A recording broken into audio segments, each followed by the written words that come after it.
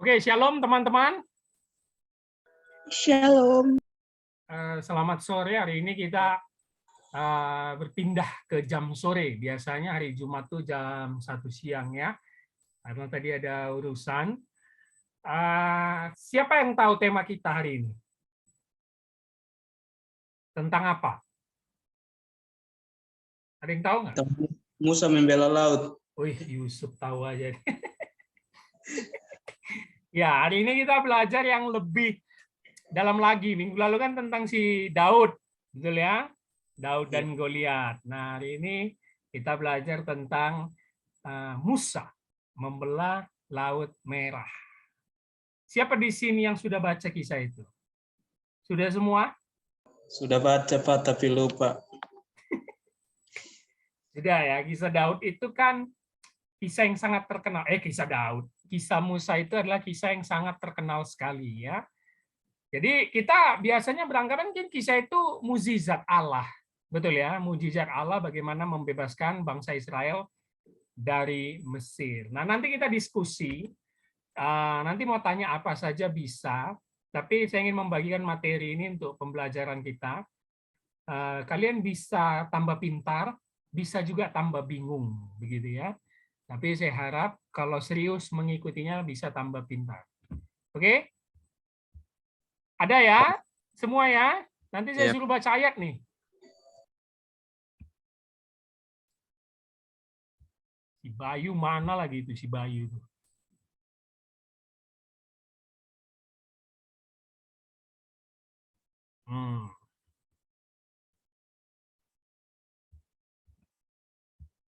Sudah kelihatan? Sudah Pak. Jelas ya? Pak. Jelas ya? Oke. Judulnya saya buat sedikit menantang dan provokatif. Kisah fiksi Musa membelah Laut Merah. Betulkah ini kisah nyata? Gitu loh. Mungkin kita secara anak teologi pasti mengatakan ya ini kisah nyata karena tertulis di Alkitab. Nah, kali ini kita akan melihatnya dari berbagai sudut pandang, yaitu historis, sejarah, dan juga sains, ilmu pengetahuan. Jangan-jangan kisah ini bisa dijelaskan lewat ilmu pengetahuan. Oke. Nah, teman-teman, sediakan Alkitab di depannya seperti biasa. Bisa Alkitab buku ataupun handphone untuk bisa mengikuti kisah ini. Buka Keluaran pasal 14, ayat 15 sampai 31. Yuk, buka dulu yuk. Alkitabnya disediakan dulu. Yang sudah katakan, "Yeha!" gitu.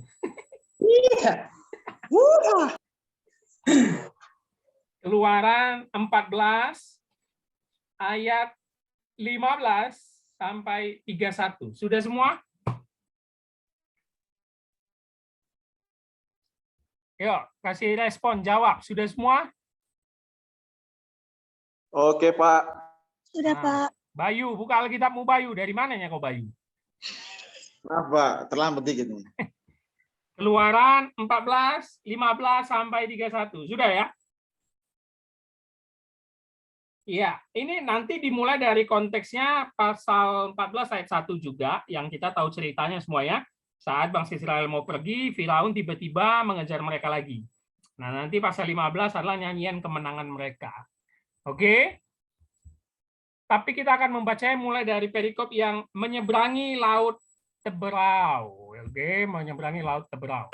Oke. Mana ini? Aku mau suruh Yusuf baca ayat 15 sampai 18. Ada di layar tuh. Ayo, Yusuf.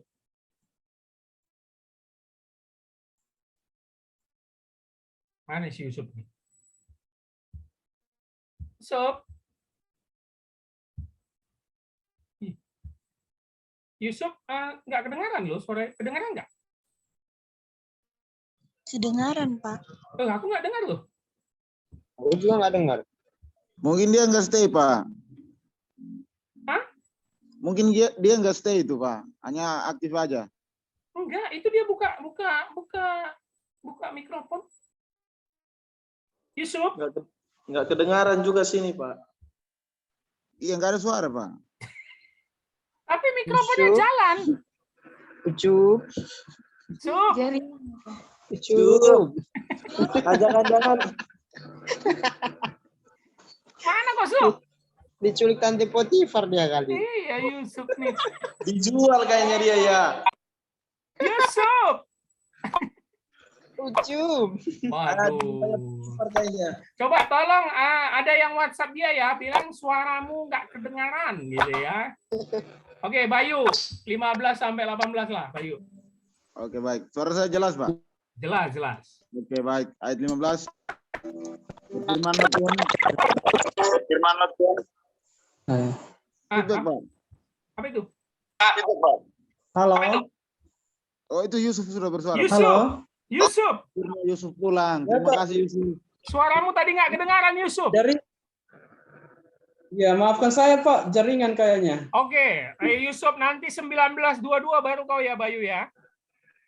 Ya, Pak, siap. Yusuf 15 sampai 18 ya, Yusuf. Baik, firman Tuhan berbunyi demikian. Berfirmanlah Tuhan kepada Musa, mengapakah engkau berseru-seru demikian kepadaku? Katakanlah kepada orang Israel supaya mereka berangkat. Dan engkau angkatlah tongkatmu dan ulurkanlah tanganmu ke laut dan belahlah airnya, sehingga orang Israel akan berjalan dari tengah-tengah laut di tempat kering. Tetapi sungguh aku mengeraskan hati orang Mesir, sehingga mereka menyusul orang Israel dan terhadap Firaun dan seluruh pasukannya, keretanya dan orang yang berkuda. Aku akan menyatakan kemuliaanku, maka orang Mesir akan mengetahui bahwa akulah Tuhan. Apabila aku memperlihatkan kemuliaanku terhadap Firaun, keretanya dan orangnya yang berkuda. Maron. Mereka masih. Apa itu? Lanjut, Pak. Ayat 19. Kemudian bergeraklah malaikat Allah yang tadinya berjalan di depan tentara Israel, lalu berjalan di belakang mereka. Dan tiang awan itu bergerak dari depan mereka, lalu berdiri di belakang mereka. Demikianlah tiang itu berdiri di antara tentara orang Mesir dan tentara orang Israel. Dan oleh karena awan itu menimbulkan kegelapan, maka malam itu lewat, sehingga yang satu tidak dapat mendekati yang lain semalam-malaman itu. Lalu Musa mengulurkan tangannya ke atas laut, dan semalam-malaman itu Tuhan menguakkan air laut dengan perantaraan angin timur yang keras, membuat laut itu menjadi tanah kering, maka terbelahlah air itu. Demikianlah orang Israel berjalan dari tengah-tengah laut di tempat kering, sedang di kiri dan di kanan mereka air itu sebagai tembok bagi mereka. Oke, kita lanjut. Sekarang cewek nih, perempuan. Yuk, 23 sampai 27 Yulti, 28 sampai 31 Deva ya. Ada kan Deva ya? Ada, Bapak. Oke, yuk Yulti yuk.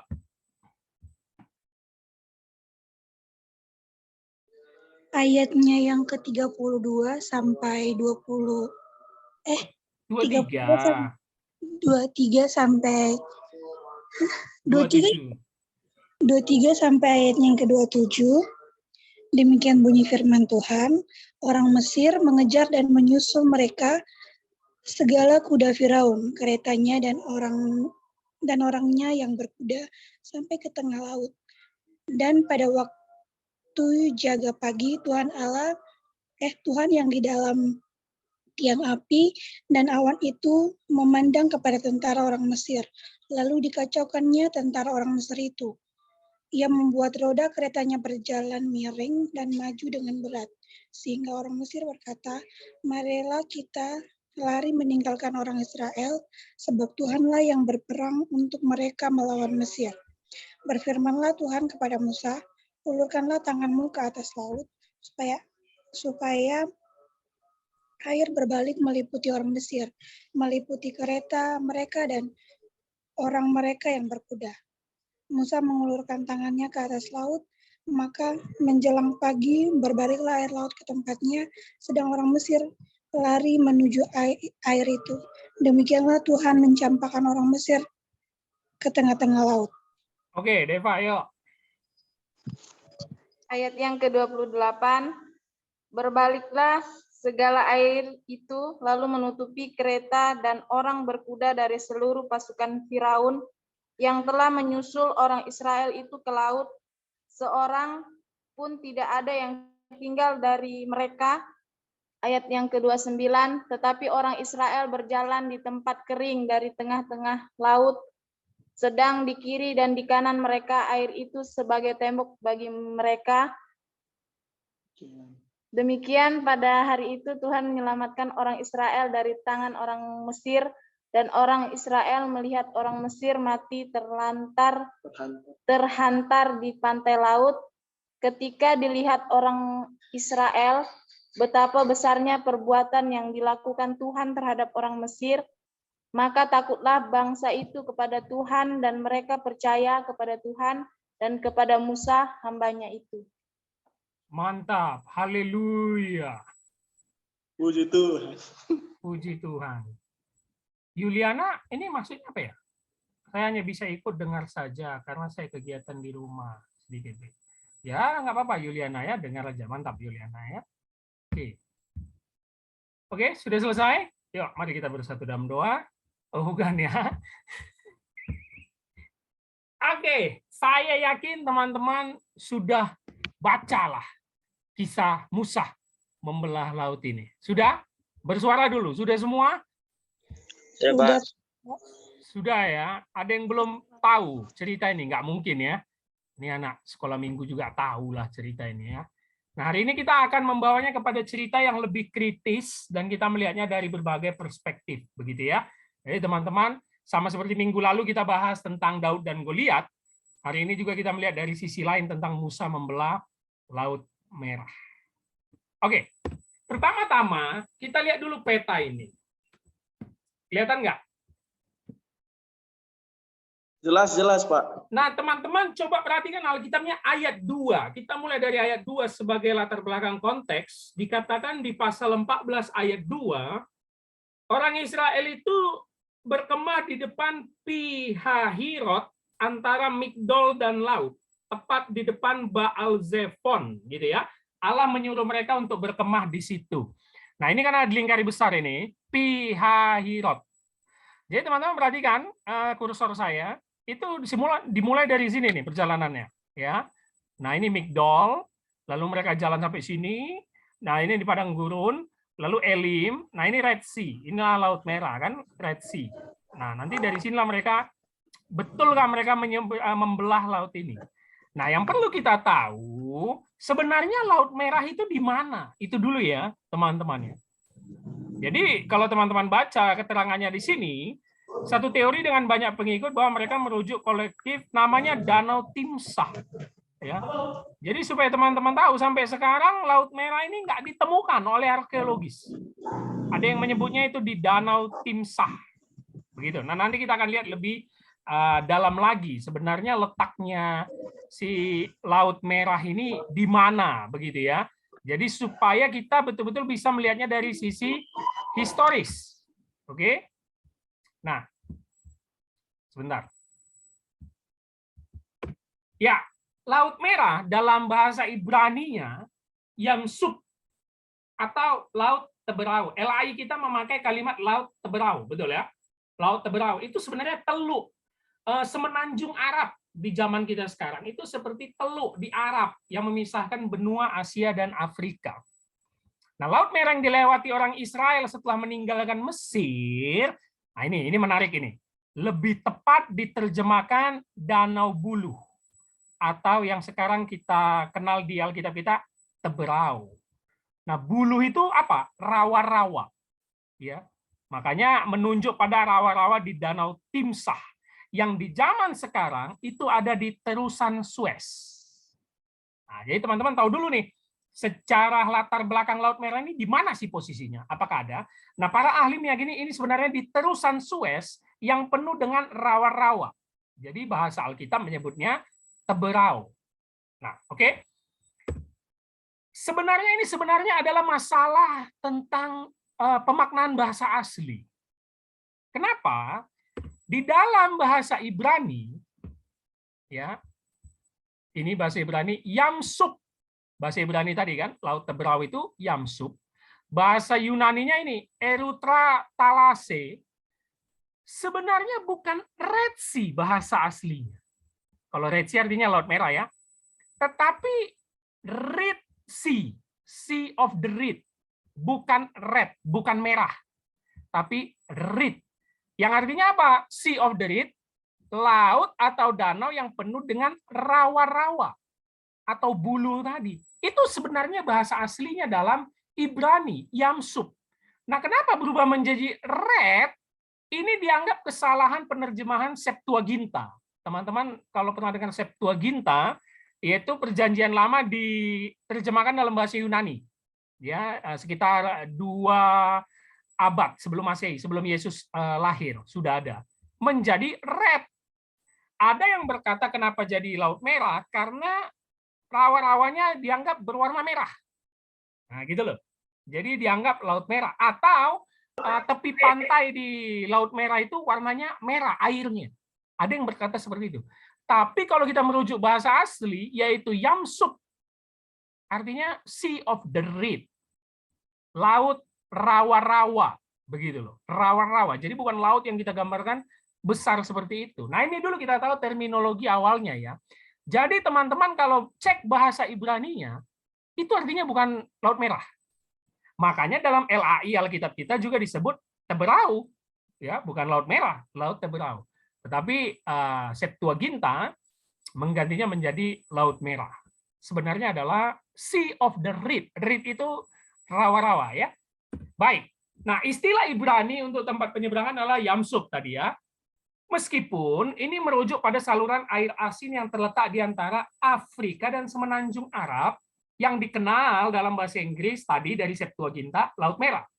Jadi banyak penerjemahan Alkitab bahasa Inggris mengambil dari Septuaginta, memang mengartikannya Laut Merah.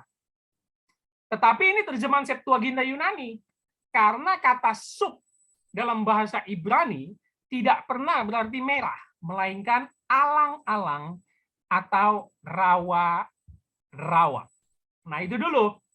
Jadi teman-teman kalau kita cek secara historis, satu tempatnya di mana, agak sulit ditemukan.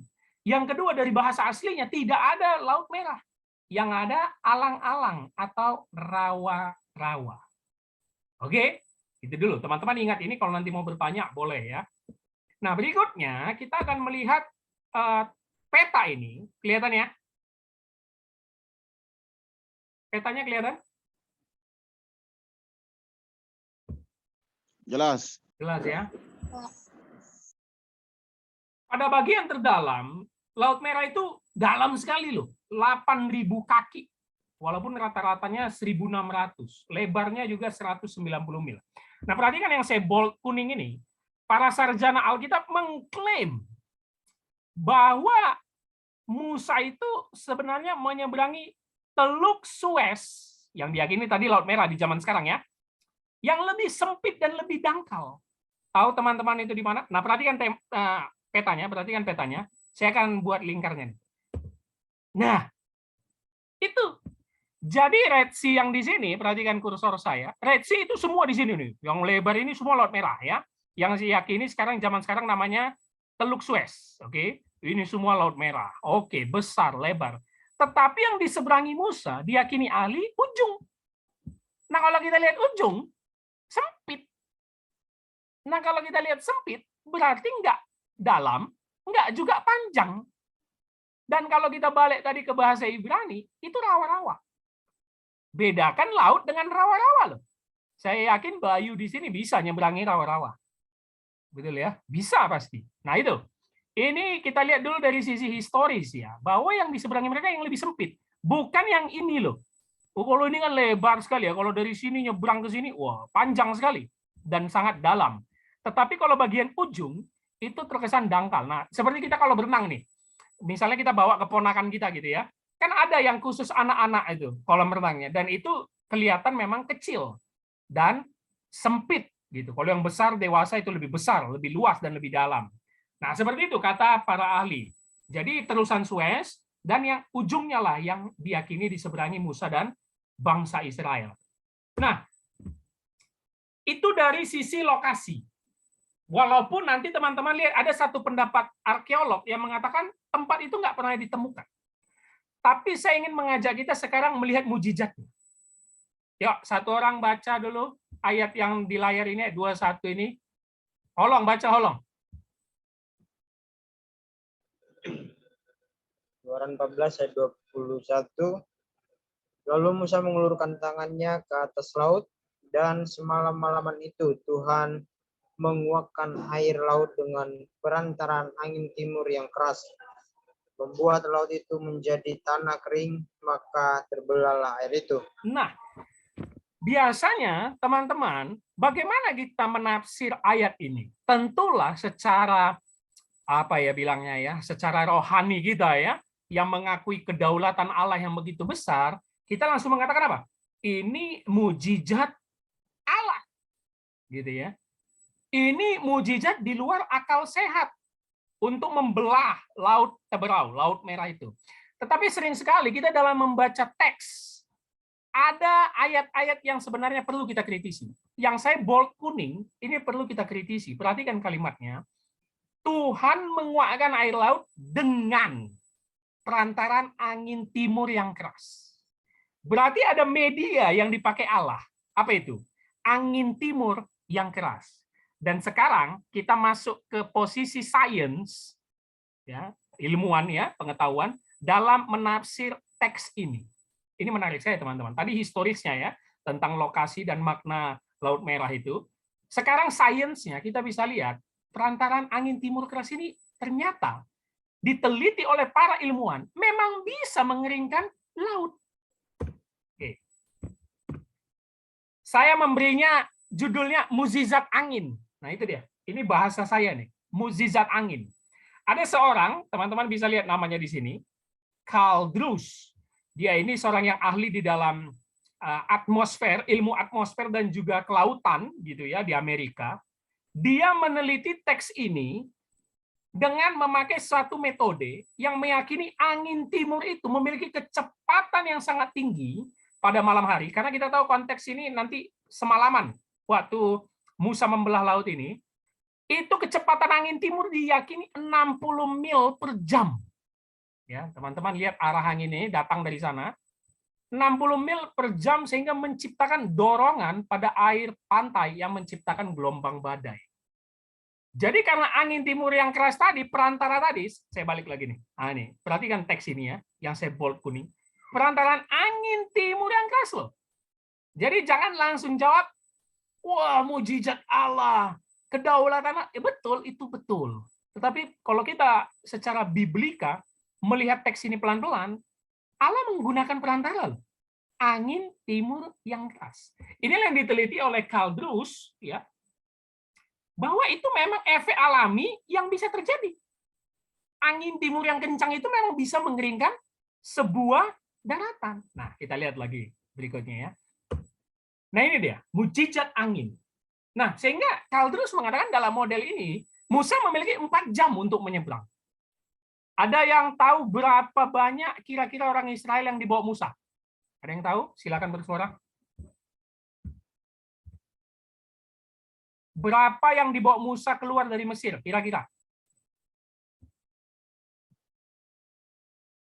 Masa nggak ada yang pernah tahu?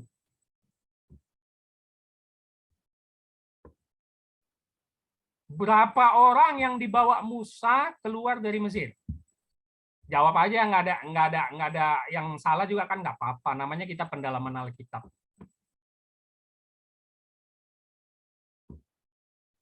Ih, nggak ada yang tahu. Lupa Bapak. 10.000 kan, 4.000. Olong 10.000. 40 Bang. 40.000. Nah, yang lain ada yang tahu? 2 juta, Pak. Wah, betul. Itu dia yang betul. 2 juta. Bayangkan. Jadi bayangkan ya, 2 juta orang akan menyeberang nih dan memanfaatkan momentum dari angin timur tadi. Teman-teman, kelihatan ini yang di samping gambarnya? Kelihatan, Pak. Oke, ini video. Teman-teman perhatikan, saya akan klik videonya jalan.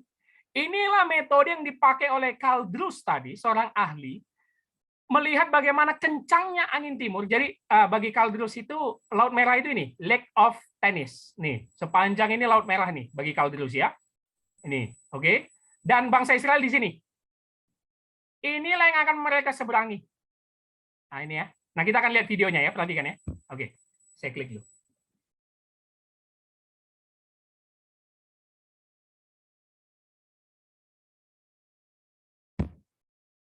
Oke, nah ini dia. Lihat ya. Ya, jalan ya, kelihatan ya. Itu lebarnya yang diyakini Karl Drews. Nah, itu yang akan mereka lewati.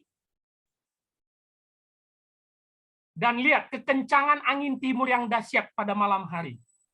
Akan mengerus air itu sampai menjadi daratan. Wow, luar biasa ya. Memang kalau belajar sains luar biasa. Bayangkan. Jadi, begitu itu tergerus oleh kecepatan angin timur, Karl Drews meyakini Musa bisa menyeberangi 2 juta umat 4 jam sebelum tentara Firaun datang. Akhirnya mereka lewat ke sini.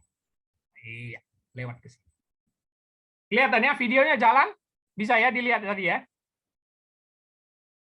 Bisa? Bisa, Pak. Oke, nah ini tuh. Ini pendapat sains yang saya artikan mukjizat angin. Ya, yang artinya Allah itu bisa kita katakan dia tetap memakai alam, ya bisa pakai alam untuk melakukan mukjizatnya, seperti itu ya, melakukan mukjizatnya. Oke, kita akan lanjut.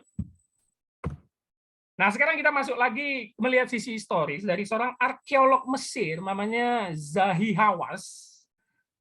Lihat ini, dia bilang tidak ada bukti arkeologis yang diverifikasi secara ilmiah yang menegaskan penyeberangan Laut Merah pernah terjadi. Bahkan dia bilang seorang arkeolog harus tegas mengatakan ini hanya mitos karena tidak pernah terjadi dan tidak ada tempatnya. Ini menurut salah satu sejarawan atau arkeolog Mesir yang terkenal, Zahi Hawass. Dia bilang itu mitos, fiksi. Kisah itu mitos. Nah, ada lagi pendapat dari A.B. Fraser. Dia bilang gini, mengingat kurangnya bukti untuk kisah Alkitabiah, beberapa penjelasan tentang apa yang mungkin menghilami narasi penulis Alkitab, sebenarnya orang Israel dan Mesir mengalami fata morgana. Nah, teman-teman, saya yakin tahu istilah itu ya. Itu istilah yang sering terjadi bagi orang yang hidup di padang gurun atau padang pasir, fata morgana, yang sepertinya ada air padahal enggak gitu ya, kelihatan dari jauh ada air.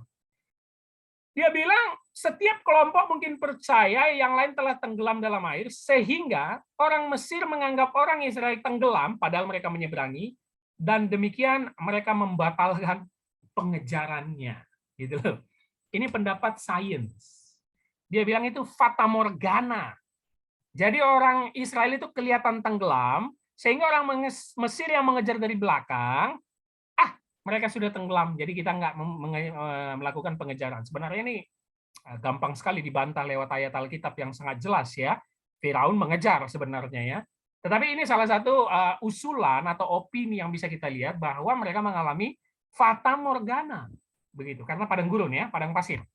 Nah, sekarang ada kata yang penting sekali dalam teks Alkitab itu yang bisa kita berikan satu pandangan, sudut pandang. Oke, karena semua di sini anak teologi, Bayu, apa arti kata ini? Ayo, siapa di sini bahasa Ibraninya yang udah lewat nggak bisa kulapor ke dosennya? Lihat, ayo. Jemli, apa arti kata ini? Yulti.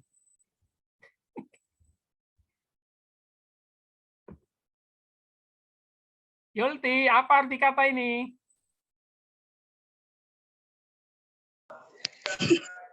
Gelap, Pak. Yusuf, apa arti kata Ibrani ini? Kurang Bayu mana kau Bayu? Nggak usah pura-pura diam kau Bayu. Bersuara.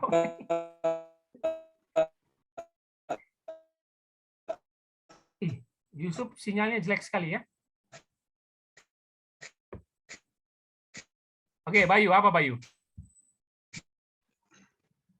Bapak sulit, Bapak. Lapor lah ini. Padahal udah lewat bahasa Ibrani ya. Ini Udah lupa lagi, Bapak. artinya baka, ya. Inilah kata dari Keluaran 14 ayat 16 tadi. Dan engkau angkatlah tongkatmu dan ulurkanlah tanganmu ke atas laut dan belahlah, yaitu baka, airnya, sehingga orang Israel akan berjalan dari tengah-tengah laut di tempat kering. Kata ini penting sekali kalau kita teliti dari histori, sejarahnya di zaman kuno. Kenapa? Karena kata baka ini diadopsi dari teks-teks mitologi yang sering sekali ini menjadi bahan dasar penulisan Pentateuch, ya, dari Ugarit. Ya, Ugarit ini sejarah yang sangat tua sekali. Kisah-kisah seperti air banu, penciptaan, itu sering sekali memakai teks-teks dari Ugarit. Yaitu kisah pertempuran antara permaisuri Baal dan dewa kematian.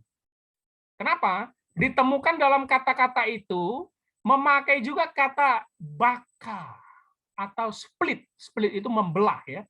Baka, membelah. Dan akhirnya dipakai di Keluaran ini baka. Kalau bahasa Ugaritnya kayak gini nih, hanya titik-titik gini doang. Baka. Jadi teks Ugarit itu lebih duluan daripada teks Perjanjian Lama yang sudah cukup tua. Banyak ahli meyakini, banyak penulis kitab suci Perjanjian Lama mengambil teks-teks mitologi dari Ugarit lalu dikembangkan dengan teologi mereka. Nah, apa maksudnya kata baka, belahlah? Dari sinilah kita tahu bahwa nuansa mitologis ini memiliki makna rohani. Apa itu? Bahwa Tuhan menang atas laut yang jahat dengan memakai Musa membelah laut Teberau. Seperti halnya kisah mitologis Ugarit tadi, bagaimana permaisuri Baal, yaitu Anat, menang atas dewa kematian, yaitu Mot, dengan membelah tubuhnya. Jadi bayangkan, penulis kitab Keluaran mengambil teks mitologis ini dan memasukkannya sebagai cerita rohani, bagaimana Allah melakukan mukjizatnya atau kuasanya dengan baka, membelah laut Teberau. Nah, ini ada salah satu opini atau sumber yang bisa diambil juga. Baka. Jadi Allah menang atas laut Teberau. Loh, seharusnya kalian bertanya, apa hubungannya, Pak? Allah menang atas laut. Emang apa hebatnya menang atas laut? Betul ya? Emang kenapa laut? Nah, di dalam mitologi kuno, ya, ini nanti aja. Di dalam mitologi kuno, teman-teman bisa lihat gambar di sini. Laut itu dalam sejarah Ibrani itu kuasa kegelapan yang berisi monster-monster. Jadi jangan salah ya, jangan pikirkan laut di situ ya kayak laut di zaman kita. Enggak, bagi mereka laut itu lambang kegelapan dan kejahatan. Makanya setelah melewati Laut Merah, pasal 14 yang sudah kita baca, pasal 15-nya, teman-teman lihat aja judul perikopnya, sukacita Musa kan, nyanyian bangsa Israel kan. Kenapa? Karena Allah berhasil melewatkan mereka dengan membelah laut Teberau. Ada sukacita karena laut yang dianggap lambang kejahatan bagi orang Yahudi kuno itu telah ditaklukkan. Nah, teman-teman lihat ya gambar di samping ini. Ini adalah gambar model dunianya orang Yahudi pada zaman kuno atau pemahaman mereka zaman Perjanjian Lama. Jadi teman-teman jangan pikir Perjanjian Lama itu memahami dunia kayak kita ngelihat globe atau atlas. Enggak. Jangan. Dia bingung itu maksudnya globe, atlas. Cara mereka memandang dunia itu kayak gini. Nah ini. Hidup itu di sini, earth, bumi. Nah laut itu mengitari semua sampai ke bawah ini. Dan orang mati itu bagi orang perjanjian lama itu nanti di sini Seol. Jadi nggak ada bagi mereka neraka di perjanjian lama nanti itu setelah selesai dari pembuangan Babel. Ya, Seol. Nah, Allah itu di mana? Sini nih. Di atas langit itulah surga katanya. Nih, di sini nih. Makanya dari sinilah muncul konsep surga itu di atas, neraka itu di bawah. Sebenarnya dari sini. Padahal kan kita nggak tahu surga itu di mana. Kenapa seringkali orang bilang dia sudah ke atas, dia naik ke surga, gitu ya? Nah, teman-teman pernah baca nggak Paulus pernah bilang dia ke surga tingkat 3 kan? Sebenarnya itu karena dia melihat dunia itu kayak gini. Ya, bukan surga itu punya tingkatan, bukan, gitu ya. Sebenarnya hanya kayak gini. Gitu ya. Jadi bagi mereka laut terdalam itu simbol kegelapan. Dan di cerita ini, Allah berhasil membelah laut itu. Sehingga itu menandakan Allah Yahweh Maha Kuasa. Teman-teman bisa lihat referensi. Ada kata yang dianggap monster. Itu Lewiatan. Betul ya? Ini monster-monster yang dianggap bangsa Yahudi adalah makhluk dalam laut. Itu ada di kitab Mazmur, Ayub, Yesaya. Itu pemahaman mereka. Jangan samakan pemahaman mereka tentang laut pada zaman dulu dengan zaman kita. Gitu ya. Nah, tadi aku mau balik ke yang ini. Bahwa kalau kita balik ke ayat 2 tadi, di mana mereka berkemah, Pihahirot, Migdol dan laut, tepat di depan apa?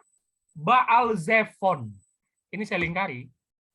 Baal Zephon itu dewa laut dan badai. Wah. Baal Zephon itu pusat penyembahan berhala di zaman itu. Baal Zephon itu disembah sebagai dewa laut dan badai.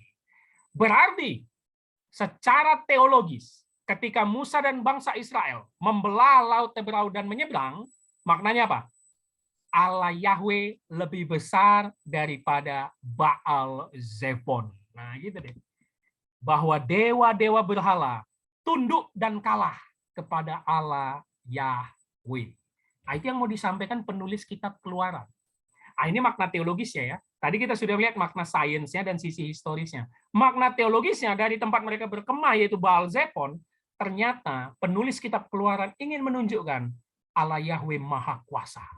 Mengalahkan dewa Baal Zephon dan mengalahkan laut yang ditakuti orang zaman dulu.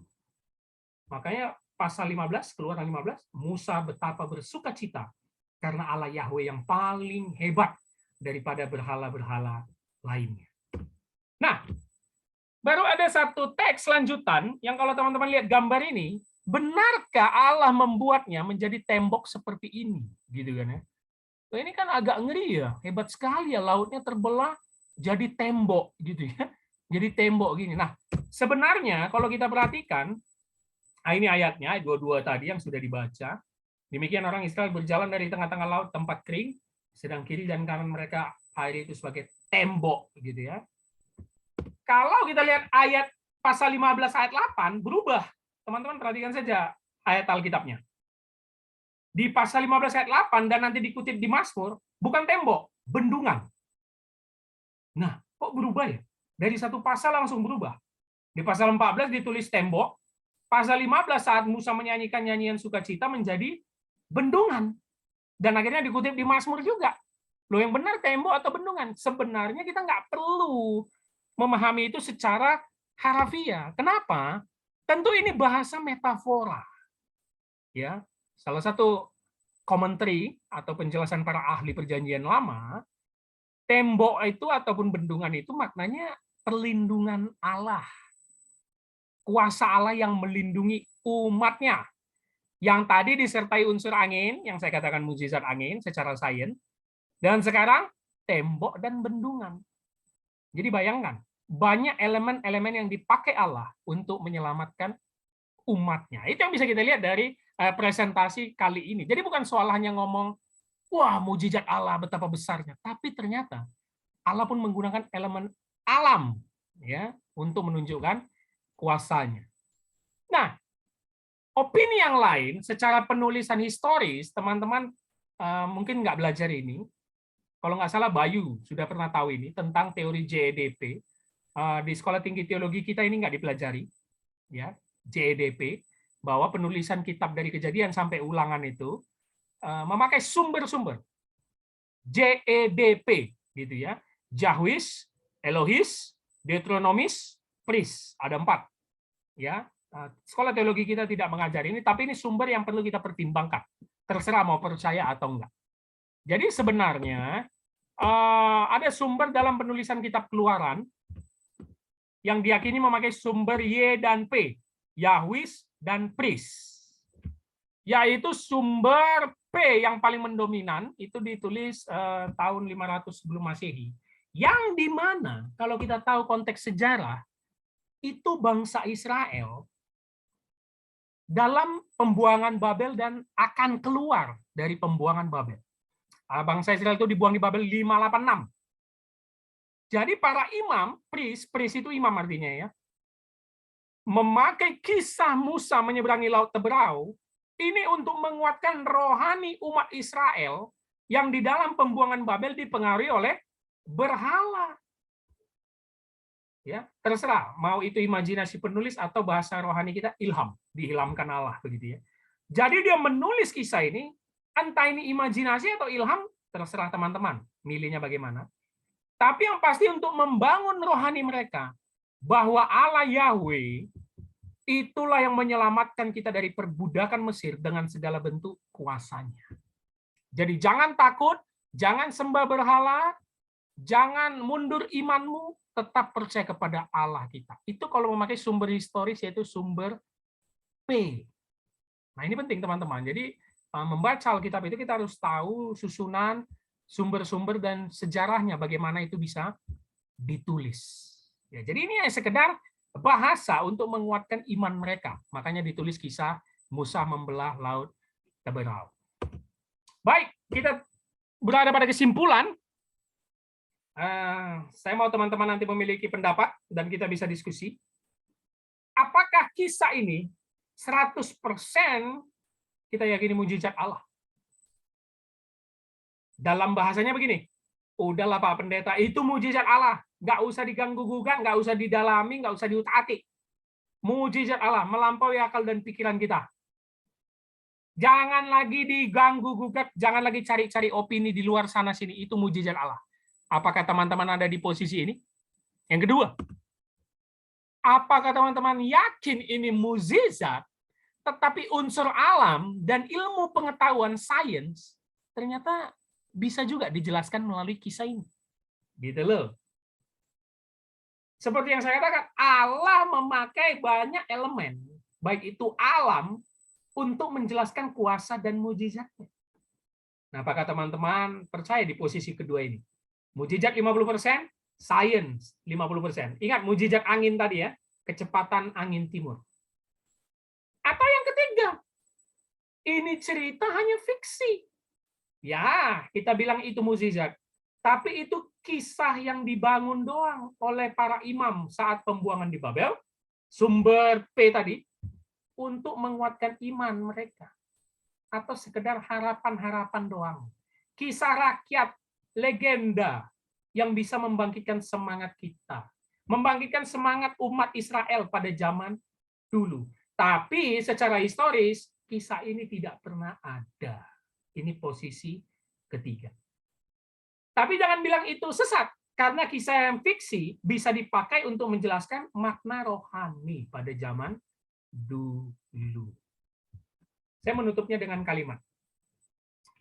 Iman dan sains atau ilmu pengetahuan bisa cocok jika kita mau terbuka, mempertimbangkan dengan tafsiran lain atau interpretasi dari teks di Alkitab untuk menjelaskan kisah tersebut adalah wahyu dari Allah, ilham Allah, jangan-jangan imajinasi penulis, atau memang fakta historis.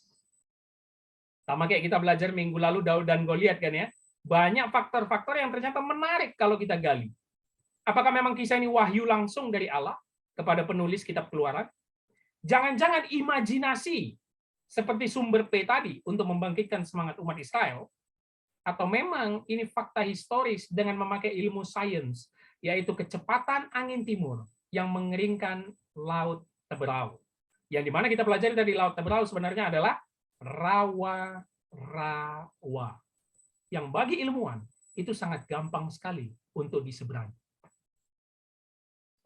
Sekian. Baik. Kiranya bisa menambah wawasan atau makin membuat bingung ya, tapi saya anggap teman-teman seharusnya sudah dewasa untuk memahami. Yuk, silakan. Ada yang mau berkomentar, bertanya jawab, mau diskusi atau menyatakan sikap? Pilih yang mana? Posisi 1, 2, dan 3. Yuk.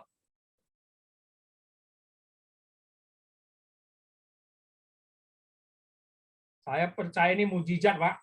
Udah, mujizat pokoknya. Atau ternyata penjelasan sains tadi masuk akal, Pak ya? Atau ya memang ini kayaknya cerita yang dibangun imam, Mbak, sumber P untuk membangkitkan semangat doang, padahal kisah ini nggak ada. Yang mana? Izin bertanya, Pak. Oh, bertanya. Oke, Bayu. Baik. Pak, terima kasih. Yang saya menanyakan, Pak, apakah menurut tadi Bang yang Bapak paparkan tadi ada para ahli, mungkin dari ahli kelautan yang berapa, Pak? Kekuatan angin itu bisa menghalau laut sehingga itu bisa menjadi daratan, Pak. Yang saya mau tanyakan, apakah fenomena ini pernah terjadi atau itu hanya tafsiran atau perkiraan dari para ahli saja, Pak? Pernah Bahwa terjadi. di daerah sekitar, ya. Pernah. Dan tadi aku memang nggak menampilkan di slide ini. Kalau aku baca tulisan dia dan karya ilmiah dia, tahun 80-an itu pernah terjadi Sungai Nil di Mesir. Dan dia melihat langsung bagaimana gerakan angin timur itu membuat Sungai Nil menjadi kering sebagian. Nah, itu dia, Bayu. Jadi, dia bukan hanya menafsir langsung, tapi dia sudah pernah juga melihat dan melakukan model itu ke sungai-sungai yang lain. Begitu, Baik. Oke, Pak. Satu lagi, Pak. Saya pernah nonton satu video dokumenter, Pak, tentang arkeolog yang terkenal juga, Ron White, Pak. Ya. Dia punya satu dokumentasi bahwa ketika dia menyelami laut di sekitaran Laut Merah, dia dapat ada beberapa karang yang berbentuk seperti kereta Firaun, Pak. Oke. Nah, ini yang membuat saya menjadi artinya bukti itu menjelaskan bahwa pernah ada kereta Firaun di dasar laut, sekitaran dasar Laut Merah itu, Pak. Kalau memang itu rekayasa, Pak. Kalau memang itu rekayasa, Pak. Maaf, ini beribut, jadi saya belum bisa nih. Oke, nggak apa-apa. Sudah bertobat itu yang ribut. Kalau memang itu hanya akal-akalan si Ron White saja, Pak.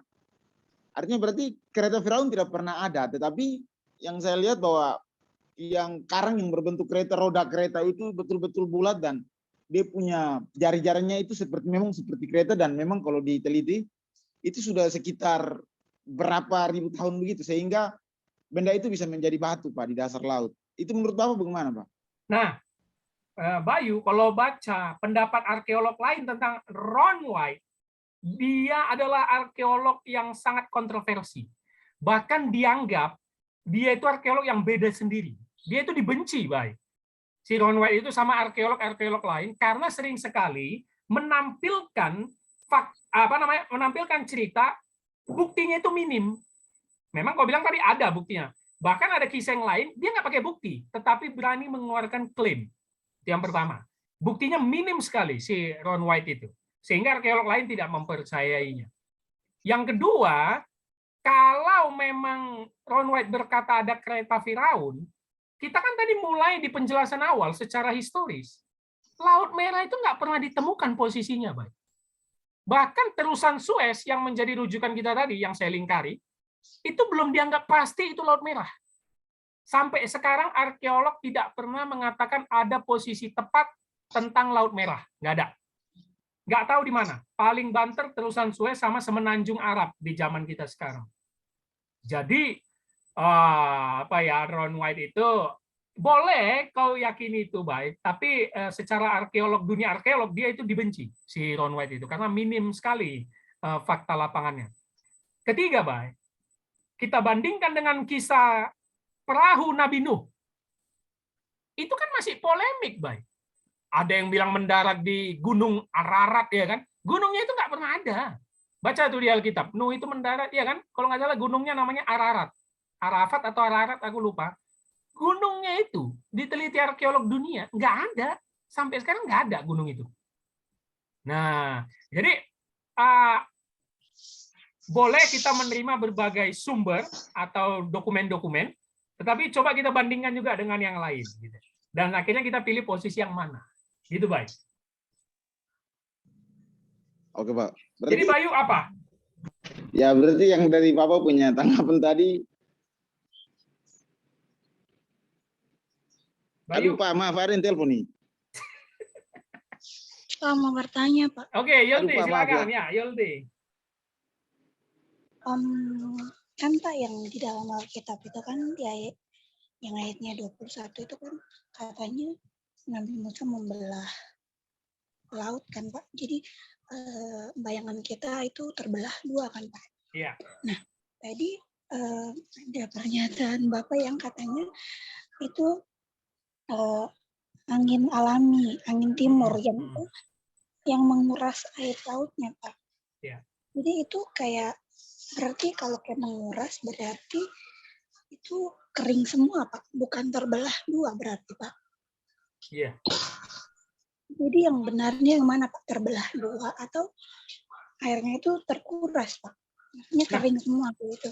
Nah, makanya itu Yulti, pendapat sains ilmuwan itu mengering, ya.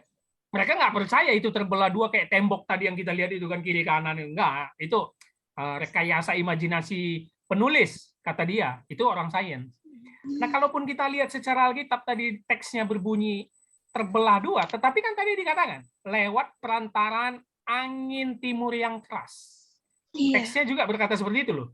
Iya Pak. Nah, kata terbelah tadi kan itu yang baka tadi. Memiliki makna yang banyak sekali, Yulti. Bahkan tadi kan aku katakan baka tadi itu mengadopsi cerita mitologi kuno tentang dewa-dewa.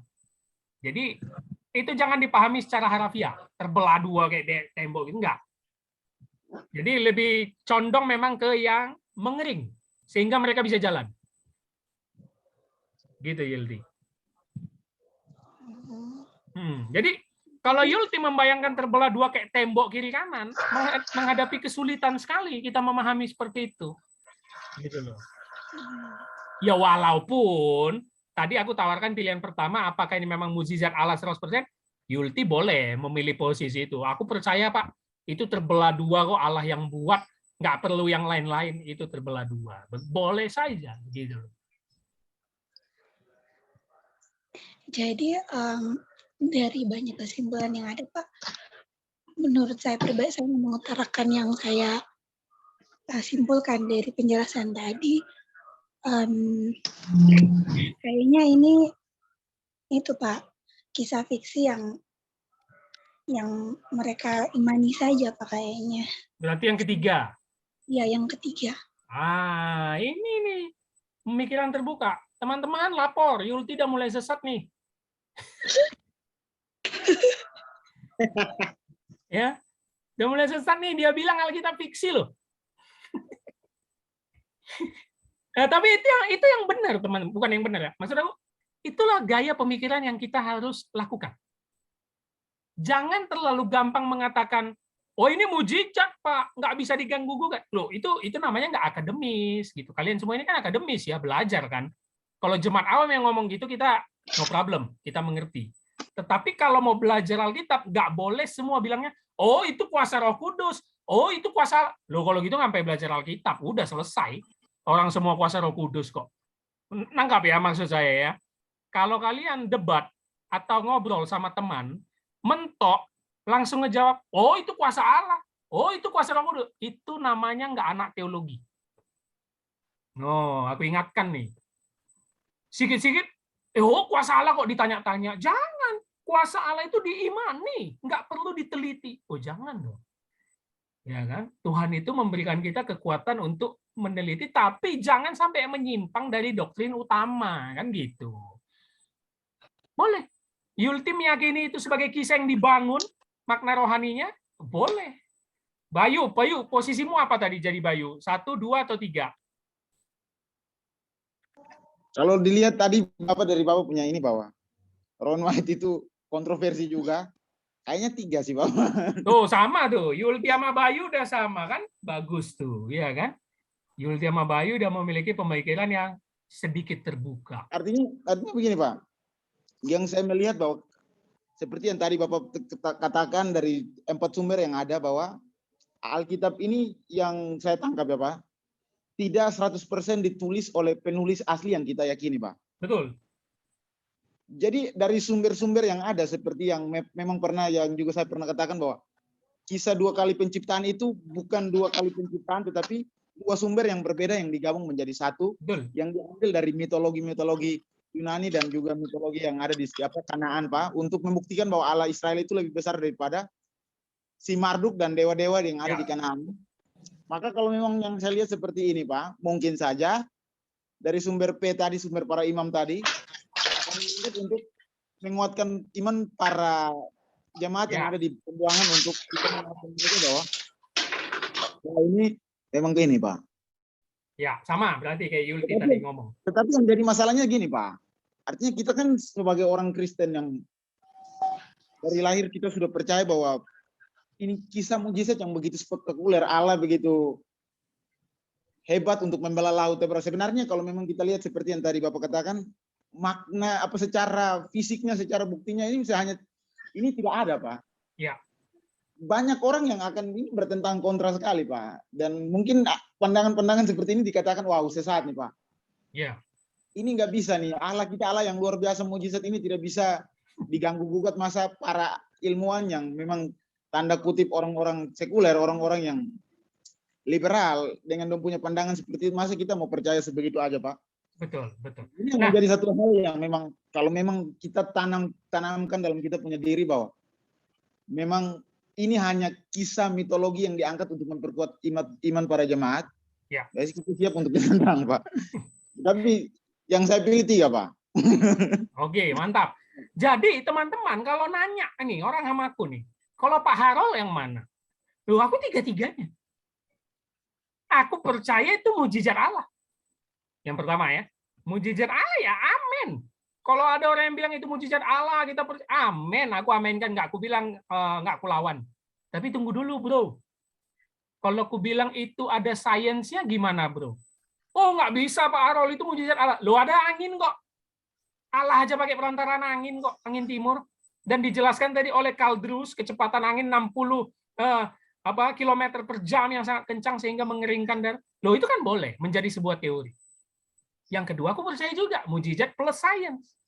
Yang ketiga, aku percaya juga karena seperti Bayu bilang, penulisnya ini berulang-ulang banyak orangnya membangun rohani orang Israel pada zaman itu.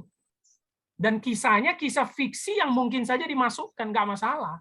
Kenapa? Sumber mereka hanya kisah fiksi itu di zaman itu. Mereka kan nggak banyak sumber daya. Jadi aku percaya 3-tiganya. Nah gitu aja Bayu jawabnya. Jangan bilang, oh ya aku sesat. Oh, enggak, aku liberal. Bukan.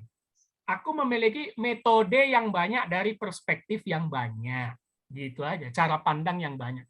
Nah itulah tugas kita PA kan. Untuk membuka cakrawala berpikir kita loh. Gitu loh. Bisa ya? Nah, coba aku mau nanya Holong loh. Holong pilih yang mana Holong? Semuanya, Bang. Nah, ini ngikut atau memang benar?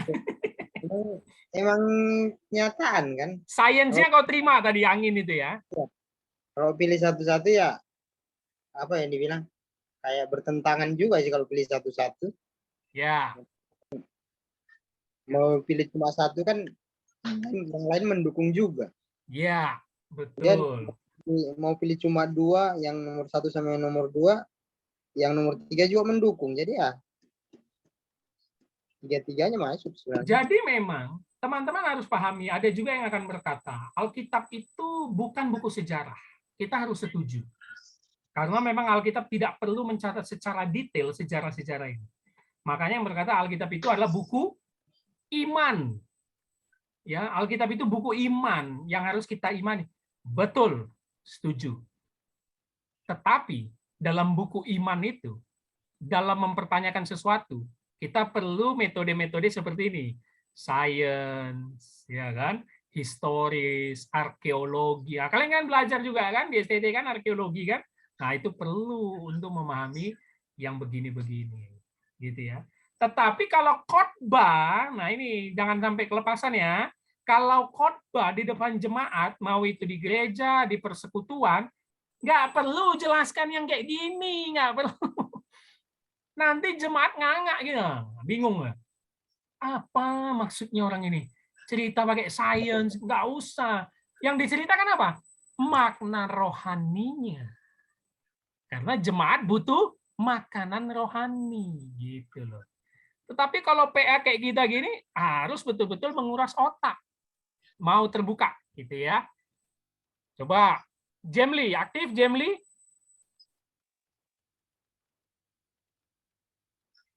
Ya, aktif. Yusuf masih ada Yusuf? Kalau saya cukup, Pak. Yusuf percaya nomor berapa? Kalau saya percaya tiga-tiganya. Percaya tiga-tiganya. Oke. Tadi Mulai awal. terbuka ya Yusuf ya. Jemli ada?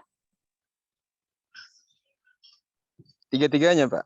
Ah, kau ikut-ikut aja kau. Iya, Pak. Ya, bertanya dulu, Pak. Oh, boleh, Kan, boleh. kalau di Alkitab kan mencatatnya kan angin keras, Pak. Ya. Terus kalau secara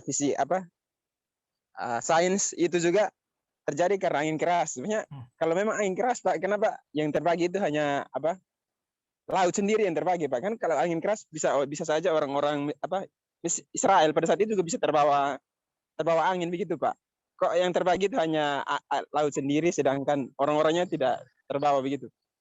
Ya, makna angin keras di situ bukan kayak angin tornado puting beliung, Jemli. Enggak lah. Angin keras yang bisa mengeringkan laut. Itu maksudnya. Jadi, bukan manusianya juga berterbangan. Enggak. Kan tadi secara sains ada videonya. Jemli, udah lihat belum? Atau telat masuk ya, Jemli ya? Ada lihat, Pak? Ah, udah lihat kan? Jadi, kecepatan angin timur itu 60 mil per jam tuh dari datang itu ya mengeringkan. Manusia tetap bisa berdiri, nggak terlalu keras anginnya. Gitu. Ya. Oh, Enggak iya. ya? Baik, Pak. Oke. Ada yang mau nanya?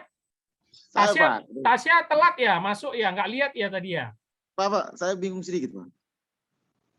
Oke, Bayu gimana? Yang tadi Bapak katakan bahwa yang bahasa dari tembok untuk membentengi laut yang dijadikan sebagai tembok itu, Pak. Yang laut yang dibelah yang dijadikan sebagai tembok bagian kiri dan kanan untuk membentengi umat Israel. Kalau saya lihat, ini yang menjadi satu ini, Pak. Sisi metaforanya itu, Pak, yang saya lihat sebenarnya ini mungkin bukan sebuah kalimat metafora. Karena memang kalau kita hubungkan ke kalimat metafora memang tidak nyambung, Pak, dari ayat itu, Pak. Mungkin para ahli atau para penafsir bilang ini hanya kalimat metafora aja. Sebenarnya Allah tidak laut itu tidak berbentuk tembok. Ya. Terus yang kedua dari video yang ada tadi, Pak, itu kan angin dia pukul satu arah kan, Pak. Jadi tidak membagi di tengah-tengah lautan, tetapi dari arah timur ke barat dia buang, sehingga tidak membentuk suatu dua bagian yang terpisah dari laut ini, Pak. Kira-kira gimana, Pak, artinya? Kalau Alkitab tadi kan ada titiknya, titik mereka nyebrang itu kan kering tadi di video itu. Iya, Pak, kering tapi tidak terbelah menjadi dua kan, Pak? Oh iya, enggak. Yang saya yakini di Alkitab dia tidak, itu bukan bahasa metafora, Pak. Itu memang betul-betul, Pak, bahwa tembok kiri dan kanan. Yang saya percaya sih gitu, Pak. Jadi kenapa pasal 15 jadi bendungan, baik?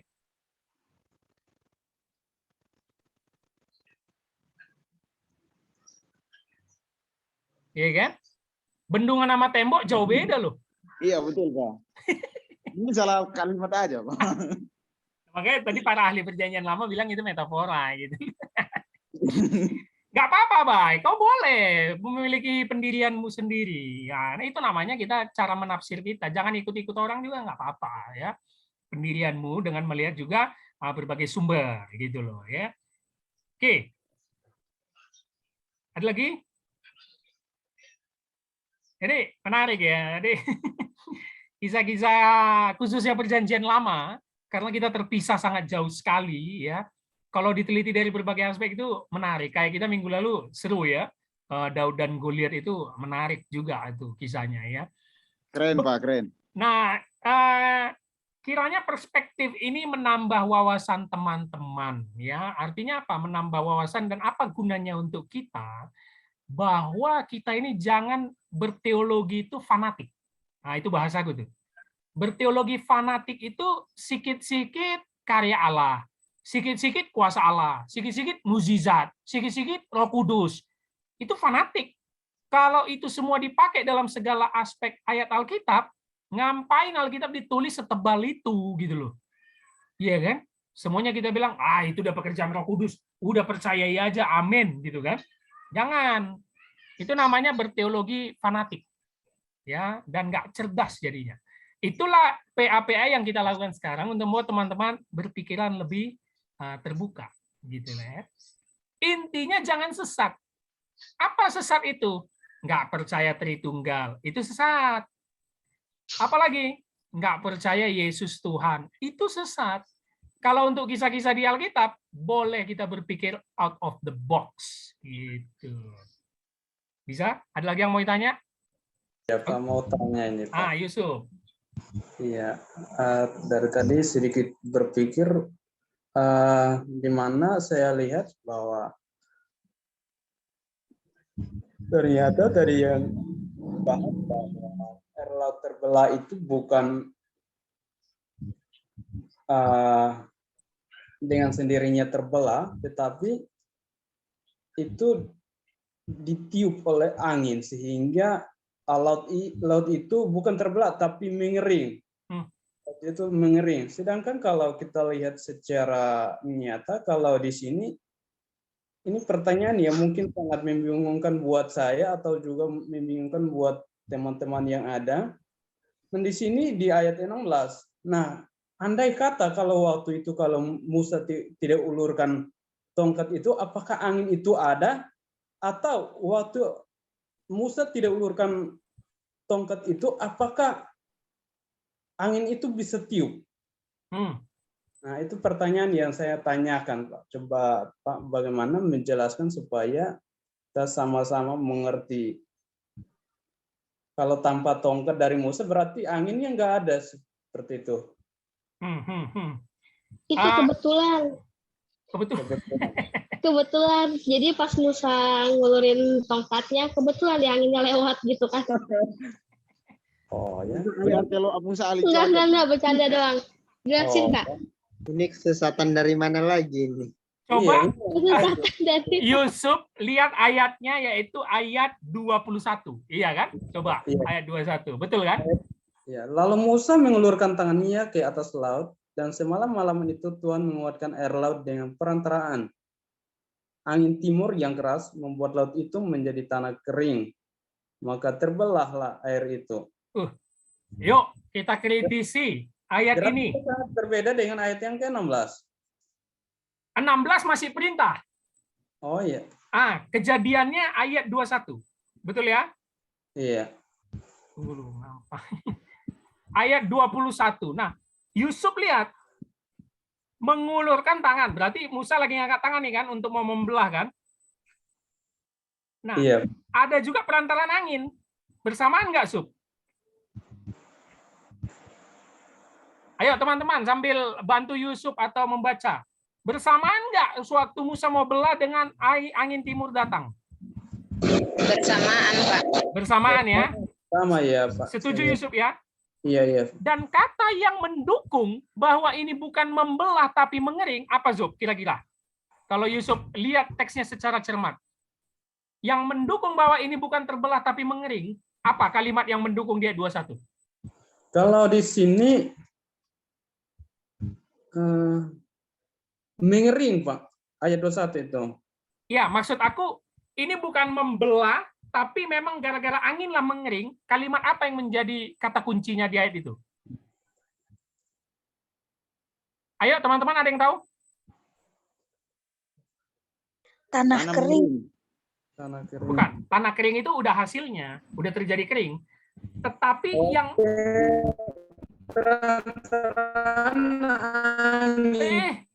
kok jadi nyinden gitu kok. Ah, Deva mau jawab. Deva apa Deva? Karena perantaraan angin. Enggak, angin itu memang bersamaan dengan Musa mau belah juga.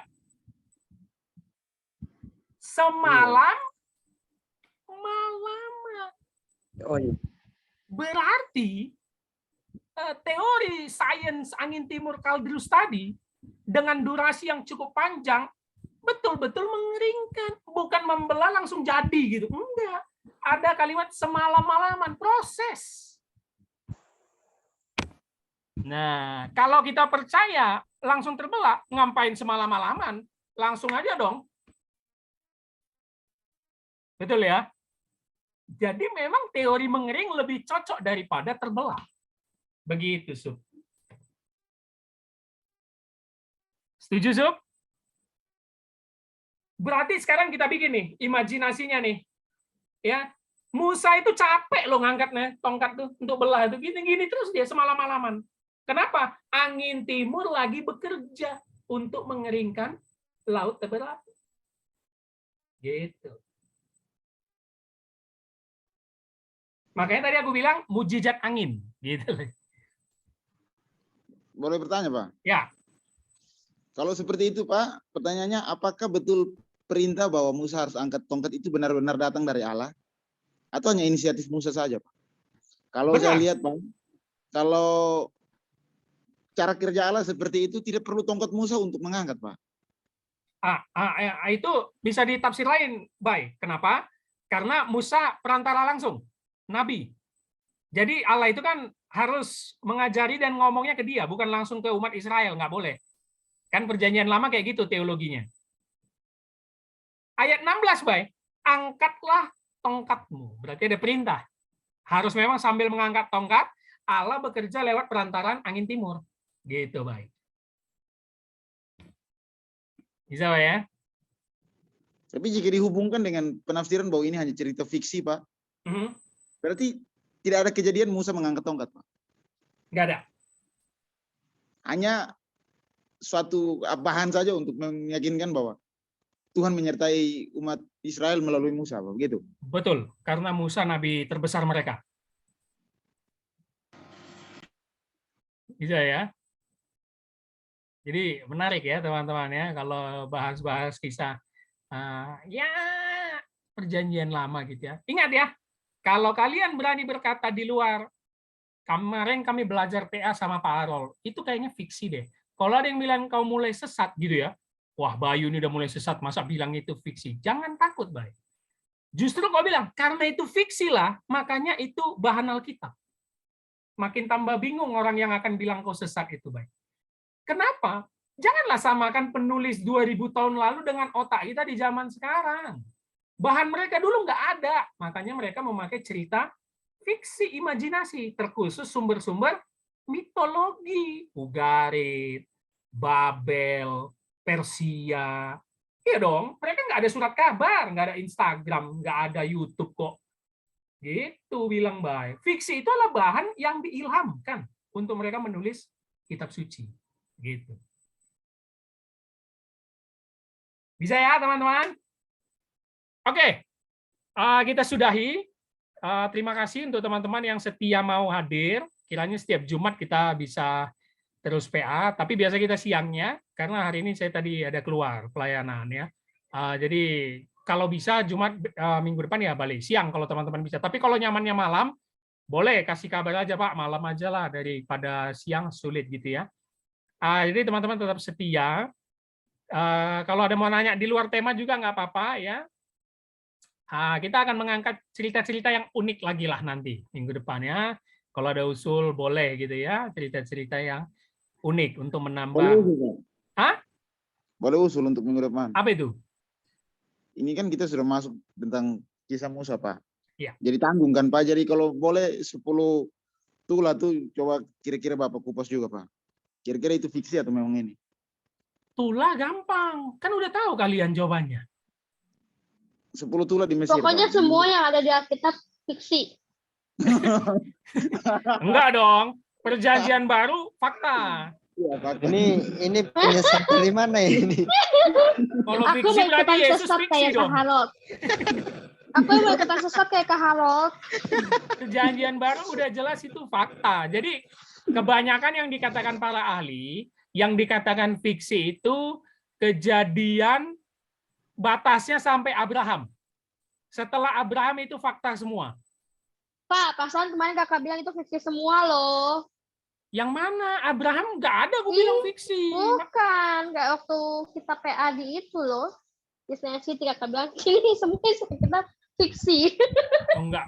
Yang aku bilang fiksi itu kisah kejadian, penciptaan itu fiksi. Ya. Semua kisah kita fiksi. Air bah Aku kan mau Nuh, gitu. ikut-ikutan sesat kayak Karol. Pokoknya kalau ada data faktanya ya nggak mungkin fiksi. Gitu. Abraham kan ada kuburannya sampai sekarang. Itu fakta. Nah, yang kita pelajari hari ini nggak ada tempatnya. Laut Merah bisa jadi fiksi. Gitu loh. Ya. Yesus kan fakta, udah jelas. Yesus itu nggak mungkin fiksi. Iya kak, aku bercanda kak. Gitu ya. Serius amat kakak. Ntar kan tambah dibilang sesat sama glow loh kak.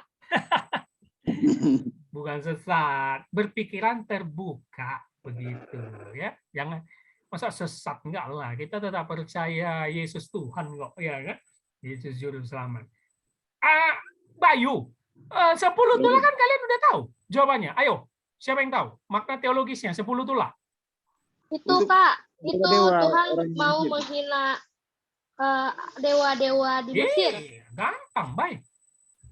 Kakak pernah bahas itu kalau kan? dilihat dari secara ini ada bukti-bukti yang menguatkan bahwa itu memang fakta atau fiksi, Pak. Soalnya nggak ada lokasi, baik. Arkeologi itu kan harus cari lokasi dia kayak Laut Merah. Kalau yang itu apa? Itu kan kejadian, baik. Jadi fiksi, Pak. Enggak, 10 tulah bagiku nyata kok.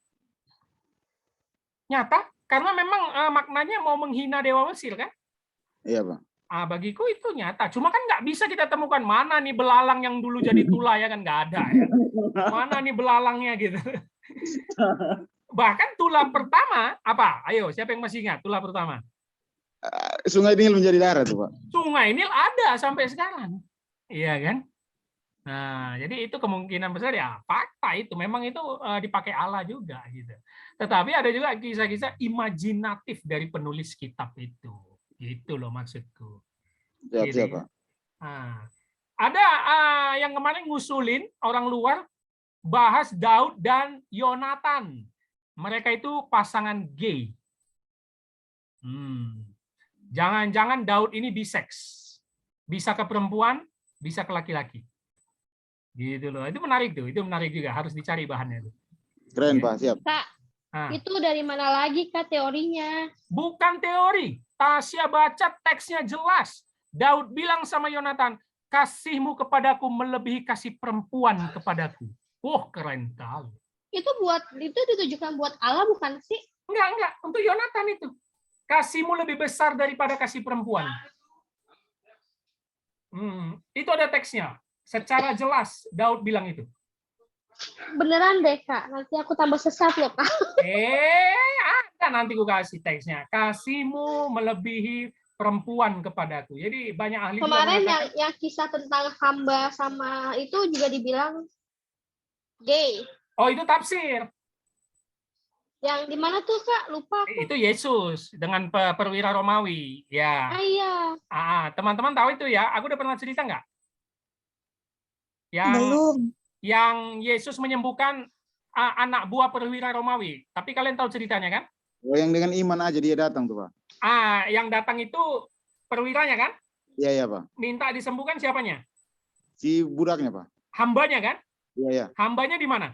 Di rumahnya, Pak. Di rumah ya? Ya. Nah, Bayu nafsir itu biasanya iman kan? Iman dan kasih si perwira itu. Iman dan kasih perwira itu kan? Iya, Pak. Coba Bayu berpikir secara sejarah. Tidak ada perwira yang memperdulikan budak. Berarti, kenapa dia segitunya datang ke Yesus untuk menyembuhkan budaknya? Ya homo. Apakah budak itu laki-laki, Pak? Laki-laki, pasti. Laki. Tapi ada Alkitab mengatakan bahwa dia laki-laki atau tidak, Pak? Enggak, Bisa saja enggak. Makanya aku budak bilang perempuan tadi juga. secara sejarah. Dulu sejarah Romawi itu ngambil budak ya pasti laki-laki, Bay. Tapi kan ada budak perempuan juga kan, Pak? Ada. Tapi kan yang bisa saya tafsirkan begini, Pak. Mungkin saja dia jatuh cinta dengan budak, tetapi bukan pasangan gay, tetapi budak ini cewek, Pak. Makanya dia takut kehilangan. Saking cintanya dia sama budak ini. Sebenarnya budak ini cewek, dia datang, Pak. Dia dah. Iya, kan, Coba nanti Bayu juga, cek kata iya. sifatnya secara Yunani, hambanya di situ maskulin atau feminim itu laki-laki itu. Semoga feminim, Mbak, biar kita jangan.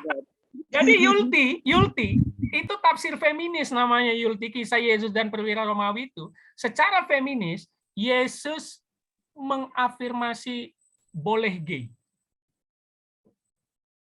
Mau bilang apa kita coba? Masa perwira, perhatikan ya sejarah, budak mati satu, itu nggak dipedulikan. Dia bisa beli yang lain. Perwira itu jabatan di zaman sekarang kayak kolonel, udah tinggi. Gampang beli budak. Masa dia segitunya perhatian? Berarti gay. Ada dua. Kalau nggak gay dia, kedua jadi toy sex dia.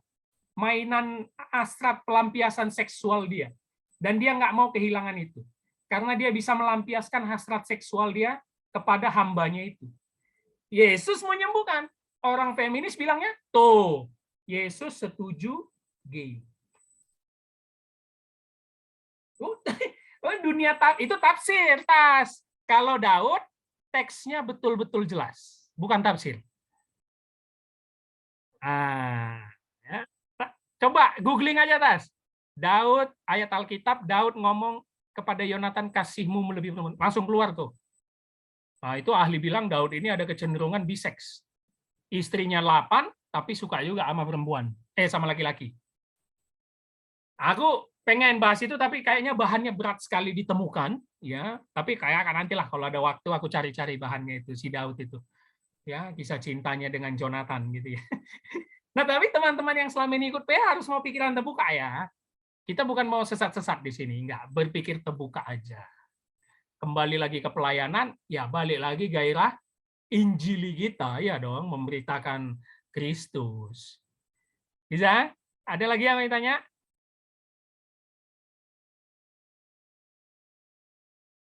Bisa ya? Ya.